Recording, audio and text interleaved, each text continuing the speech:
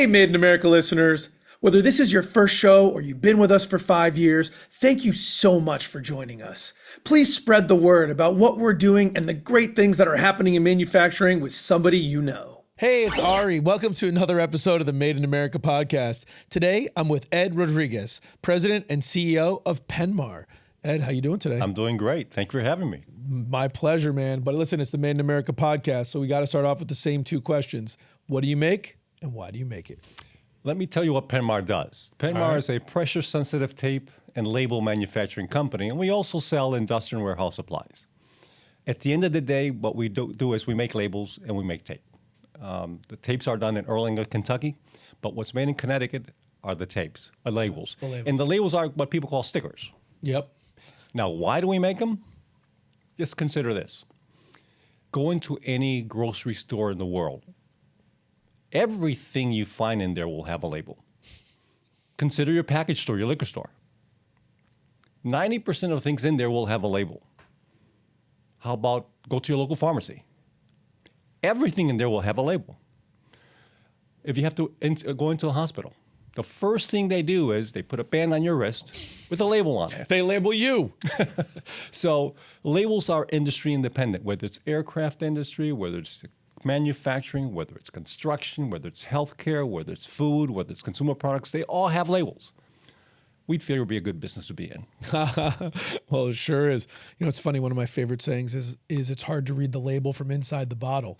And I think what was really interesting is, you know, you go around in life all the time and you see all these things, to your point, in the liquor store, in the pharmacy, in the corner store, in the supermarket, at the hospital.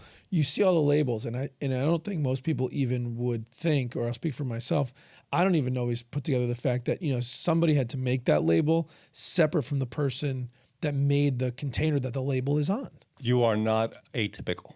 No one thinks about the labels. It's just funny to me because I intellectually you get it immediately what a label is, but the moment you leave our conversation, they become invisible to you. Yeah, it's the way it is. Yeah, but I'm okay with that, by the way. Yeah, as long as you buy them from me. That's right. That's right. You don't have to think about the labels as long as you're buying them from me. Let me think about that. Yeah. Well, I do want to spend some time kind of understanding the place of Penmar in the label industry and how you guys have sort of carved out a niche, you know, that's sort of defensible and can run a business on. Because I think once people realize that labels get made, the second thing is they probably assume they get made like, you know, in some super low-cost third world country and shipped all over the place. So I do want to talk about that. But I also think that, you know, one of the goals in this podcast is to help people understand the viability of manufacturing and how to get into it. And not everyone sort of started in manufacturing. So I would like to start with sort of your story and sort of how you came to Penmar. So let's sort of start from the beginning, Ed.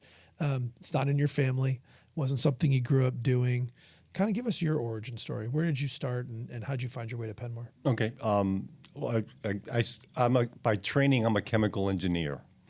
Although I'm born in Chicago, I grew up in Puerto Rico, and we went to school in Puerto Rico and trained as a chemical engineer in Puerto Rico. And there was this company called Union Carbide once upon a time that just plucked me out of the island and said, no, I want you over here to work as a chemical engineer for us.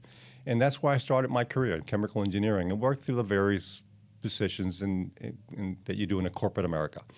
In those days, the way you grew up in a corporation was you had to be exposed to every part of the country. Today, you have to be exposed to the world. It's a different environment. And so they took me to the East Coast, and they took me to the West Coast, took me to the South, and they brought me up to the North where the headquarters were.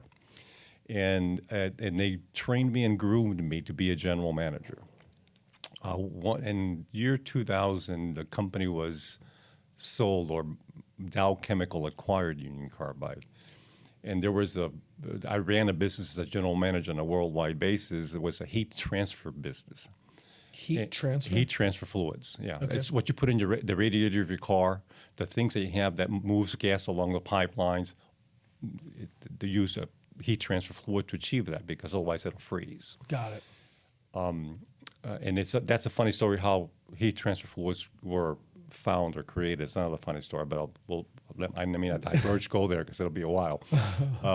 And so when Dow Chemical bought Union Carbide, the question for me was, what do I do now? Because there was a guy in Dow Chemical with my same title, my same responsibilities, doing exactly what I was doing. Oh, I think there's a corporate term for that. They call that redundancy, right? Yeah.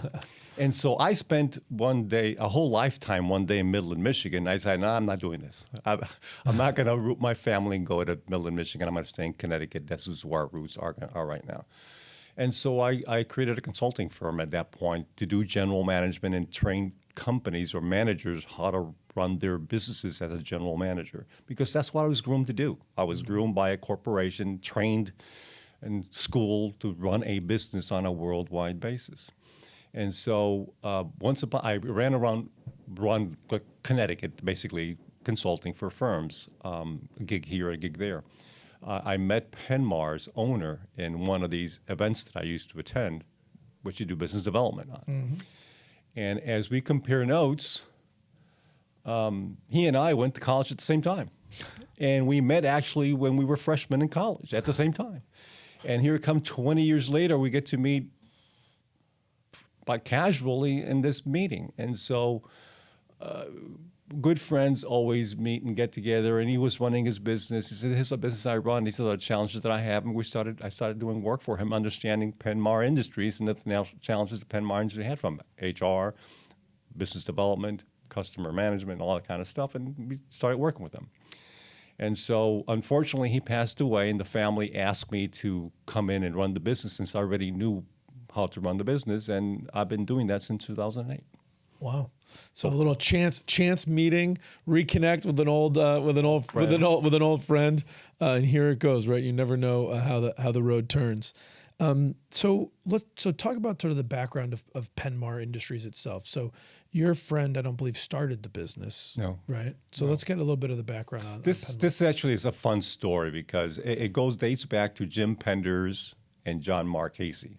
Penders, Marchese, Penmar. So that's how the name comes about. These were two gentlemen that were salesmen extraordinaire. Today we would call them manufacturing reps. Yep. So they had basically had a line of products they sold. And they represent various different companies.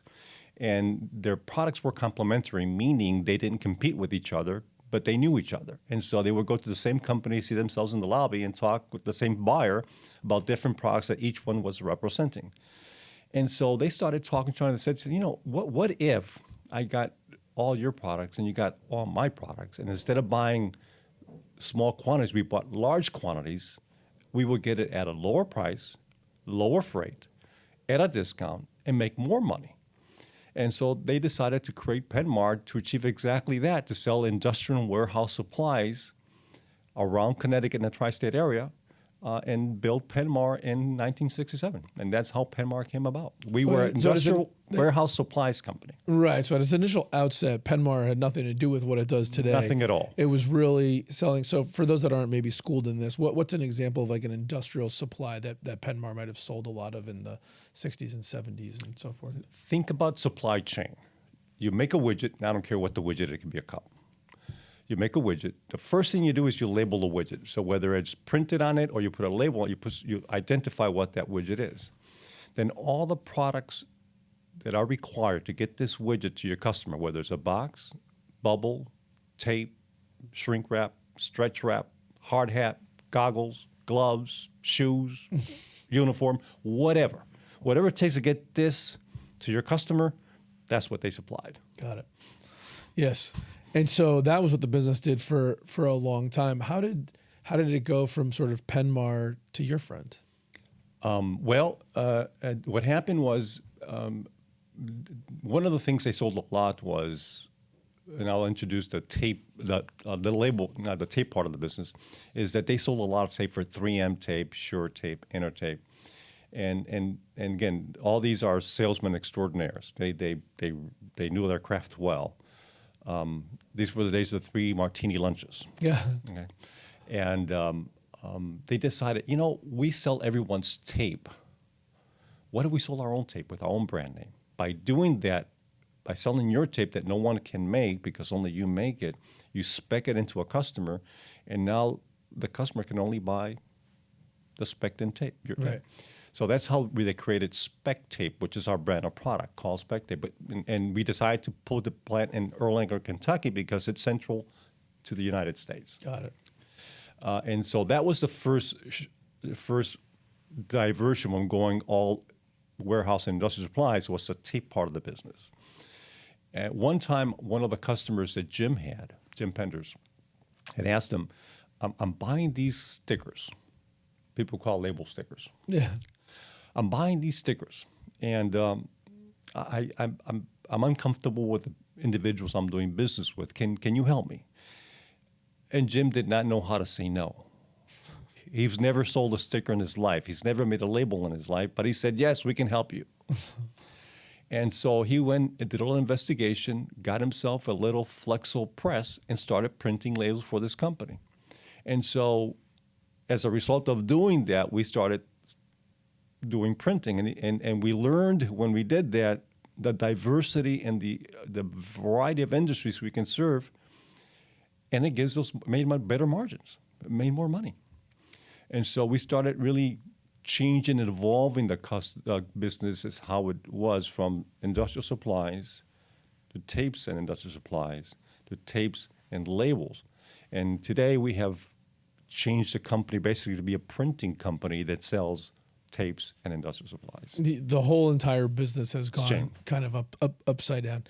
And all of that sort of just happened by happenstance, or when you take a step back and you see it today, how do you think about the evolution of Penmar Industries? Well, I think as Jim at that time was saying to himself, how do we maximize our profitability?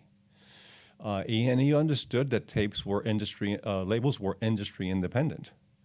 And he said, wow, I can sell to every industry. That doesn't make you recession proof, but it really helps during a recession, because if you sell every industry, one might slow down, but the other one stays afloat. Right. So they purposely started moving in that area and putting more resources in the label business because it was industry independent, it afforded more industries, and it was more profitable. So it was purposely done when they step back and look at the whole portfolio of products and decided, how can we make this a better, more productive company? From thinking about your experience, as growing up in corporate America and sort of how you've learned how to manage a business and the consulting work that you've done, when you look at how Penmar was able to sort of like pivot and figure things out, from my perspective, it seems almost like a great lesson in understanding your customer and trying to see how to better service your customer, and then expanding on that in like a great value chain. Is that how you think about it? Oh, absolutely. It is a value chain. And in fact, I describe Penmar using a value chain. Again, you make a widget. The first thing you do is you put a label on it, and that's when we get involved in your business. Then all the shipping and handling required to get this to your customers, warehouse, industrial supplies, we provide that to you. The last thing you do is you put your widget in a box, which we sold you, and then you put tape on it. That's when we get out of the supply chain. Got it. So we add value from the time you make it to the time you ship it. To the time you ship it. So I want to talk about the tape for 1 second, because it seems like that's such a commoditized item. How did you guys find a niche in tape? Again, the secret was our own brand name. Because when you have your own brand name, you spec it into a process, and then it becomes very hard to replace. So that was the secret sauce to getting into the tape business. And so what we do today is we bring in, they call logs, 8 foot long, 4 feet wide logs of tape. And we convert them to what you have on your desktop, or what you buy in Stop and Shop, what you buy in Home Depot, which are the 2-inch, 1-inch, 3-inch rolls of tape. But it starts as a log, 8 feet long, 4 feet wide, and then we just convert them all to the size. So whether it's for construction, whether it's for hospital tape business, whether it's for industrial, it doesn't matter. We basically use a variety of different tapes depending upon the application. And so why does someone come to Penmar versus buying it at Home Depot or whatever? It's the expertise. It's the knowledge of what you need to use. It's no different, again, and this happens, it's become a little frustrating for us because if you go to, let's use aircraft industry, okay, where they use a lot of tape. Okay. Hopefully not to keep the aircraft together, but go ahead. Actually, it's for maintenance purposes. So, Yeah. so they want to paint some new lines on it because it's. So what they use, you use painter's tape. Sure, of course. But it has to be an aerospace approved tape. Got it. Now it's no different than tape you buy in Home Depot, but it has Okay. to be approved, aerospace approved. And so we basically get that tape from the producers who make that aircraft aerospace approved tape, and we slit it down to the size that Sikorsky wants. And that's the magic. That's the magic. That's the magic. It just And happened to have spec tape on our. spec tape on there. How do you, when you think about the label business, how do you sort of compete in that business? It seems like if I wanted to get a label for my, those orange bottles at the pharmacy, I don't know. It feels like something that they would buy from like Malaysia or something. I don't know. And some of them do, by the way. But the tapes we make are custom made. And so what happens is they're specific for a customer, specific for an application.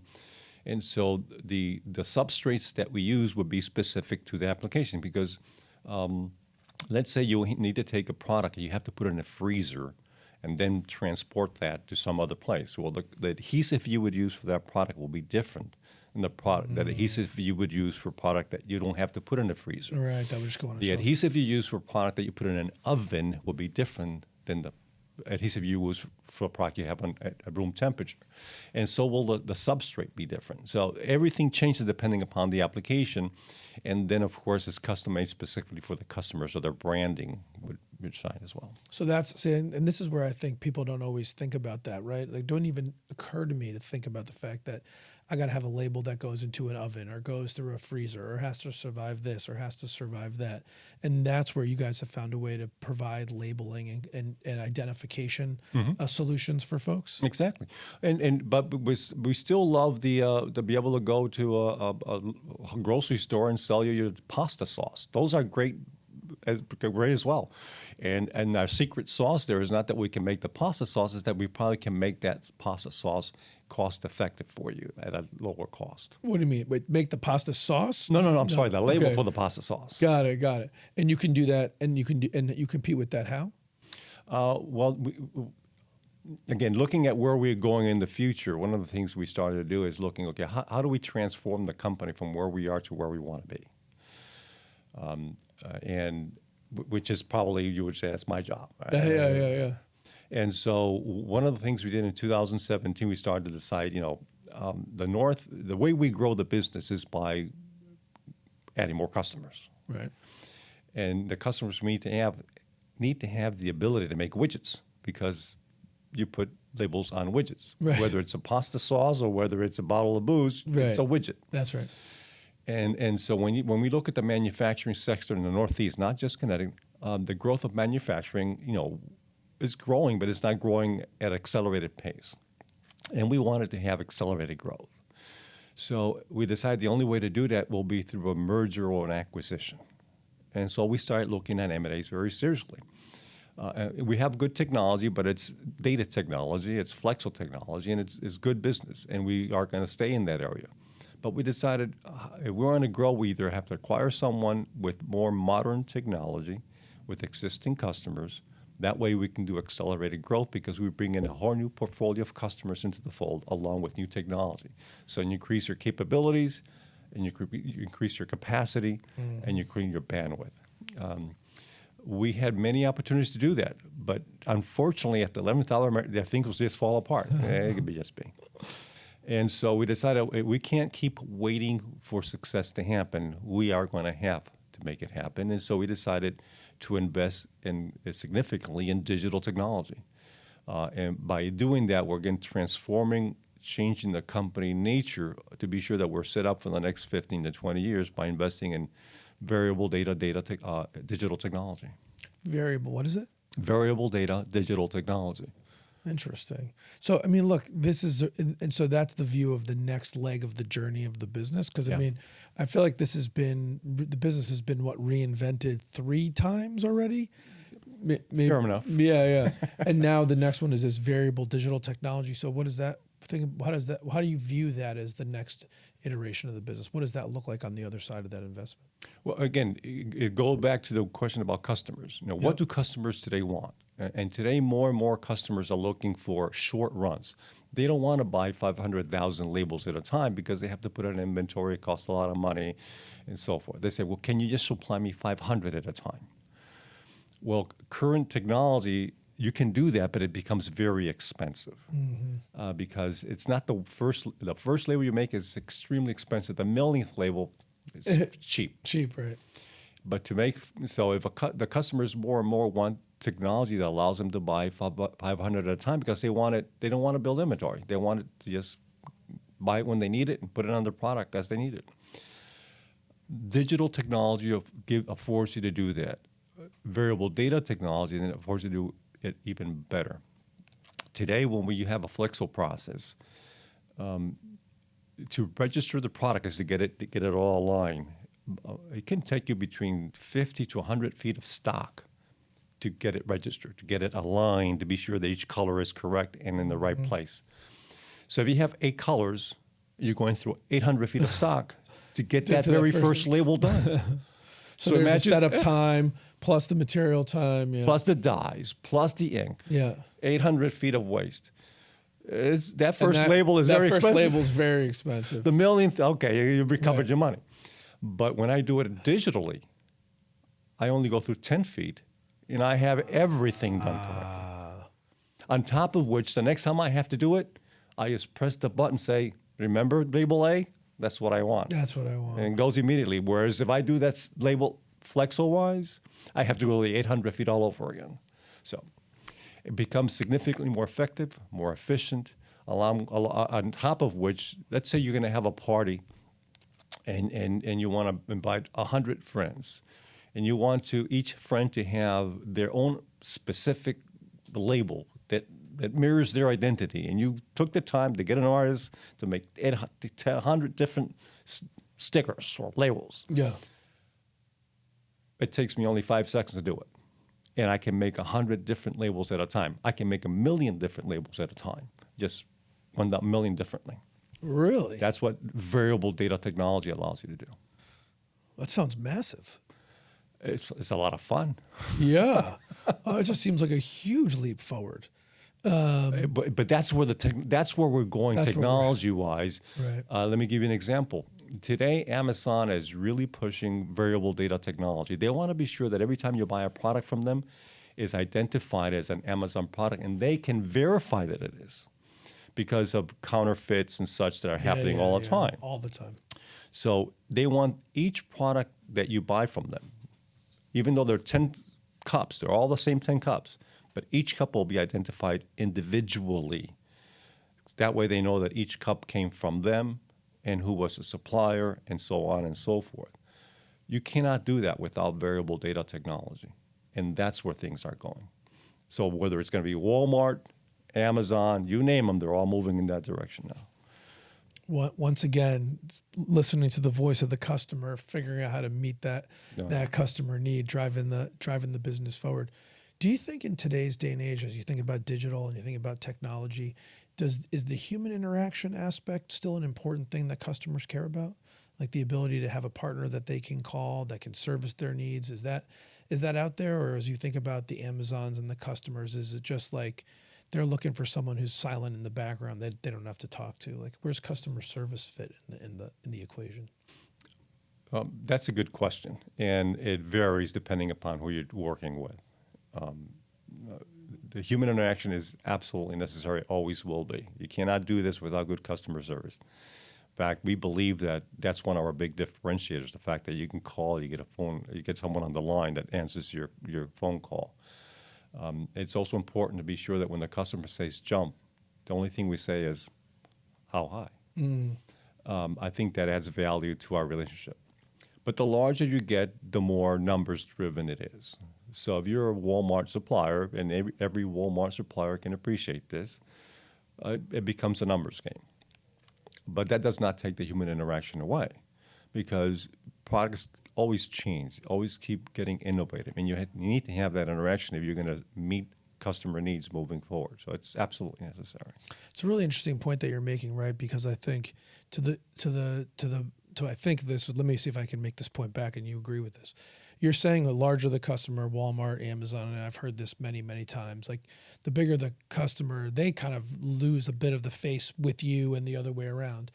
But if you lose that interaction to understand where they're going, then you lose the ability to kind of skate to where the puck's going to be because you've lost touch with what the customer is. So you need to find a way to sort of meet their numbers objectives, but at the same time have the level of interaction to understand where they're going so that you can be there to meet their needs. Is that kind of what you're saying? Spot on. So how do you think about doing that? Like when you think about how do you maintain a relationship with a faceless company, which I guess no one's really faceless, but how do you think about managing that so that you can have that competitive advantage and connect with the customer? Well, that's the job of all of us, right? It's not just my job as the head of the company. It's not just a sales manager's job as a salesperson. It's our customer service responsibility. It's our buyer's responsibility. It's our general manager's responsibility. It's everyone's responsibility. It's no different than quality, right? When we make a product in my team, anyone can stop the production process if they think that product is not meeting the customer's need. It doesn't matter where it is in the process. If you think it's not meeting what the customer wants, you are required to stop the process. Yeah, you're not just able to; you're expected. You are, expected to. And that's not throwing someone under the bus. No, that's actually being responsible to our customer and being responsible to the company. Because if it goes wrong, the customer's going to complain. Guess what? We're going to have to do it all over again. That's right. So, no different than me talking with managing the customer relationship. All of us are responsible for that, and every interaction we have with the customer is an opportunity to understand their needs, where they're going, and how we can better serve them. Yeah, and I mean that sort of culture of client focused, customer focused, really important. Absolutely. Is that something that you brought with you from your journey through corporate America, or something that you more learned owning a small and mid-sized business? That's a good question. Again, I have to say that I was trained into me as I was growing up. You would think it's entrepreneurs get it, yeah, because if you're an entrepreneur and you need to survive, you get it immediately. The things you need to do to make it happen.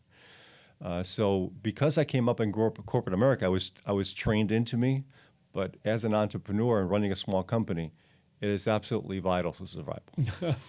It's a must do. If you don't do that, it's like eating and breathing. If you don't do it, you're not going to make it very far. Not going to be a long ride if you don't do that. So we sort of talked about the journey of Penmar. We've talked about your journey. I'm interested. There's a lot of people I think that dream about owning a business, probably more dream than do it. And I'm curious, you've been at it for a while, 16 years, I think, and then you had a consulting business for 8 years before that. So you've been, and then you were kind of working in corporate America for 20 something years before that. So I'm curious, with some perspective as you step back, compare and contrast kind of your experience of working for a big company and now working for yourself as a consultant and owning a small business. Like when you look back on the journey, I don't know, which one did you like the best? Is owning a business everything you thought it was going to be? I don't know. I'm interested. Looking at the journey, I have been blessed in many ways because I've had the privilege of seeing and running a business from very different perspectives. When you're working for a large corporation, and I was, again, Union Carbide was a large corporation. Yeah. I was running a $50 million business on a worldwide basis. I had 100 people under my tutelage. But every time I went home, I was able to close my eyes and go to bed and wake up next morning and go, okay, what are we doing? How do we make this happen? When you run your own business, it's significantly different. You don't go to bed without thinking about all the employees you have. And every decision you make will affect not just you, but each one of those families and their children. So the weight of responsibility, I don't care what size business it is. When you're running your own business, the weight of responsibility is significantly different than that of running a worldwide business for a large corporation. There's no doubt about it. You also worked for yourself, right? So you sort of had a consulting business, which is a one-man operation. And it seems like you've seen a significant difference in the feeling you have of running a small business where other people are going to rely on you versus where it was you by yourself, or you had 100 people that sort of you were leading. Different feeling.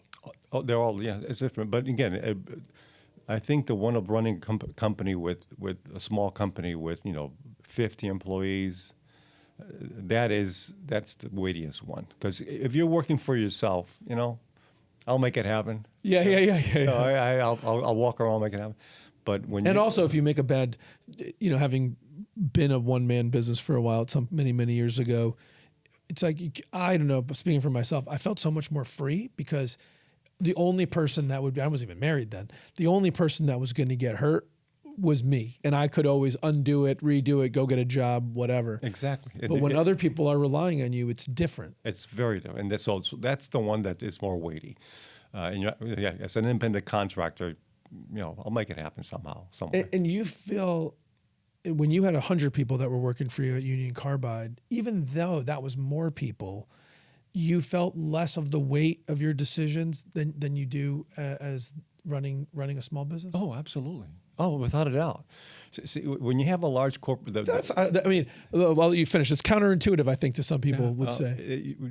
What you have the big rock, right? You have a manager who has a manager who has a manager. And so... Safety of large numbers. Exactly. I mean, when you're making a decision, it's being vetted by many people.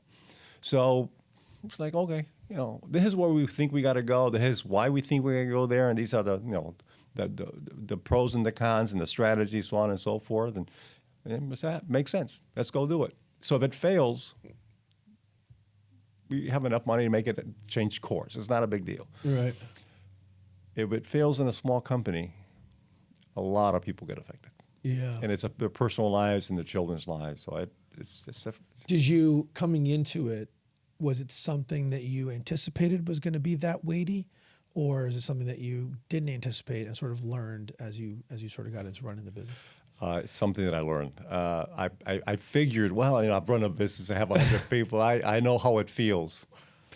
I learned it felt differently. Yeah. And as you have that responsibility, and you take it seriously. Yeah, you do. And so, you learn that. And again, entrepreneurs figure that out in a heartbeat because I'm only as successful as my people make me be. Mm-hmm. I cannot do it by myself. I cannot run the presses and do inventory and do shipping and do all the things that we do. I can't do it. Yeah. They make it successful. It's because they do it well that I am able to do the things that I do. Yeah, no doubt. Knowing everything that you know now, would you do it all over again? Oh, absolutely. Not without a doubt. There is not more joy than to run a business and see it be successful and then be able to provide for all the families and their children. There's no better joy than that. It really is good stuff. Yeah, man. Hard things can be very, very rewarding. All right. Well, I'm going to ask you a few last questions to wrap this up, Ed. Actually, one more, and then I'll go to my wrap-up questions. You're doing something that many, many entrepreneurs and business owners dream about, which is bringing their family into the business successfully. You're working with your son, yes. Eddie. How does that feel? Actually, it feels very good. And the reason it feels good is because you start thinking about not legacy, but who's going to run the business after me? Mm. I'm getting to the point where I like to play more golf as opposed to going to the office. And so we talked about the 2017 when we were thinking about doing mergers and acquisitions. Well, my son happens to be a major in finance, with master in finance, CPA, work with Deloitte & Touche as an internal auditor. So as you're thinking about doing mergers and acquisitions, who do you want to have next to you? You want an internal auditor that can look at the numbers from the inside out and determine this is the way this company is being run. So that's when I said to my son, this is something that interests you because I need to find someone to replace me. Mm. And if this is interesting to you, it'll be great if you were the person. But if not, that's okay. I'll find someone else. That's not a big deal. So I said, come for 2 years. Stop the consulting you're doing. Stop the work you're doing. Come for 2 years and see if you like this. And if you do, great. If you don't, great as well. I mean, you're going to land on your feet wherever you go because you're very successful. You're very good at what you do. And he happened to have liked it. So it makes my life a lot easier. And so that's how it transitioned. That's how he came into the business. And as a father, thinking back, it makes you feel great because you know he's doing what he wants to do because he wants to do it on his terms. He gets to learn the business without the pressure of having to run it. And now he's in a position where he can run it without me being around. You proud of him? Oh, extremely proud of him. Of all of my children, but that's a dad thing. That's a dad. Mom thing. You're always proud of your children. That's awesome. All right. Well, I wanted to make sure we got that on the record. I want to ask you, do you have a favorite business book or one you'd recommend or do you recommend to people? I don't have a favorite book. I really don't. Now, I'm bringing some books, and I'm going to have to put my glasses on to see what it is because I don't remember the title of it. And you'll appreciate that. You'll appreciate this. This is the Millennium Manual, How to Handle Millenniums. Gen X, Gen Y, and Gen Z, there's a different breed of employees. Never split the difference. That's a great one. It's a nice management book. And the other one is Double Your Profits by Bob Fiffer. Double Your Profits. Double Your Profits by Bob Fiffer. Interesting. Well, I love the Neville split. I love the Never Split the Difference. That's a great book. The Millennial Manual. Good stuff. Oh yeah, I mean, if you hire millennials, you want to read that. I'm telling you, you just want to do this. It's a translation book. Oh yeah. Nice. Yeah, What's something, Ed, that you learned early in your life or early in your career that you've relied on to help propel you to all the success that you've had? Be curious. Always be curious. Respect everyone. Respect them. And because if you do that, you will earn respect. Lead by example. Don't tell me what you want me to do. Do what you want me to do. Yeah, I love that. What's something that you've learned later in your life or later in your career that if you could go back and tell young Ed when he was still coming up early in his career, and if he would listen to you, that change would make a real positive impact on him? I would say be patient. Patience. Yeah, God blessed me with many, many gifts. Patience was not one of them. I've had to learn how to be patient. Well, one follow-up, and then we'll wrap it up. But why is patience such a virtue that a young person could benefit from? Because I think it could be counterintuitive to like some of the other stuff that you said. Because I think people feel like the lack of patience is what drives them. But you're saying, hey, if I go back and tell young Ed, be more patient, success would have come easier or faster for him. Why is that? What is it about patience that you think is beneficial? It helps you listen. You need to listen. And we are too fast to react to things or say things, and that we later say, oh, gosh, I shouldn't have. I would do it differently now.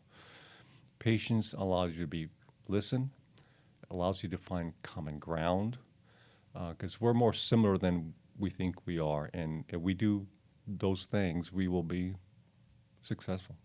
Amen to that. Ed, I really appreciate you coming on today, sharing your journey, history of Penmar, and all the rest. It's been a real pleasure. My pleasure. Thank you for having me. Made in America with Ari Santiago is brought to you by Compass MSP.